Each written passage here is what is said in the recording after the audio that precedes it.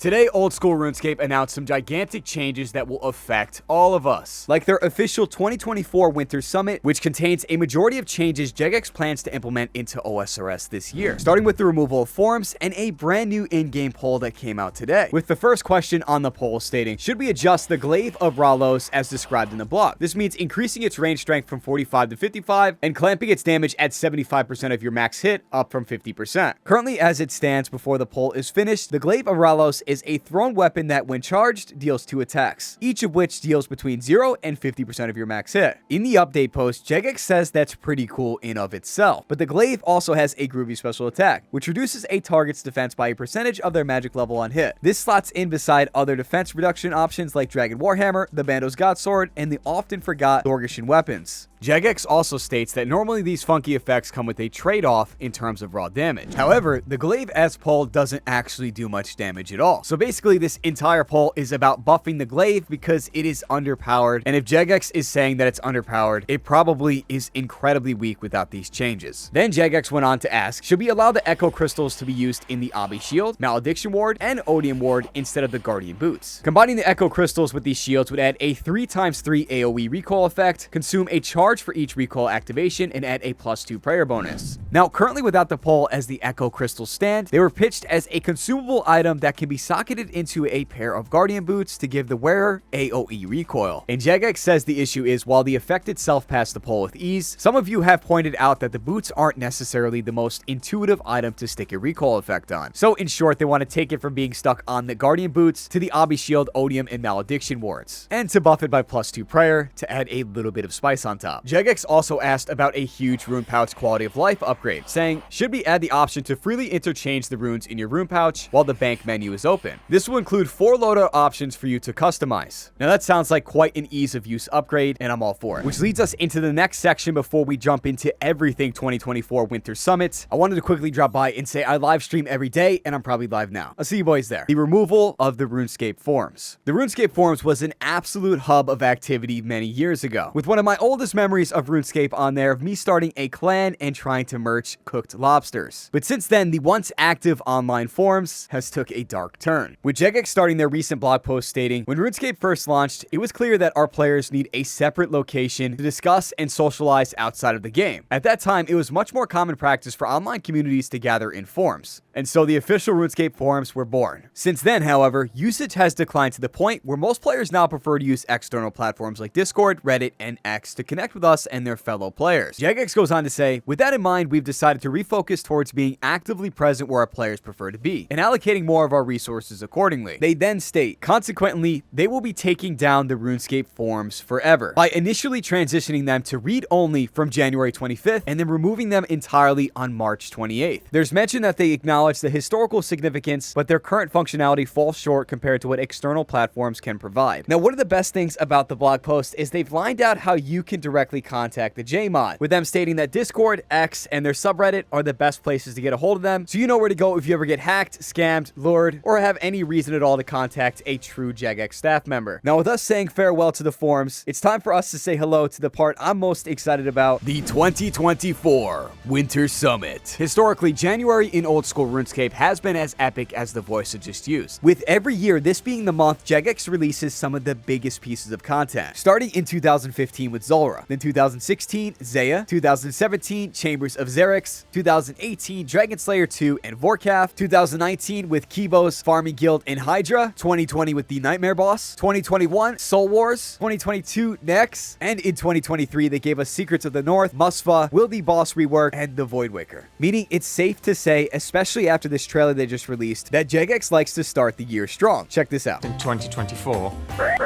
is finally coming to Old School. We are thrilled to share this news with you today, and you will hear from us again soon.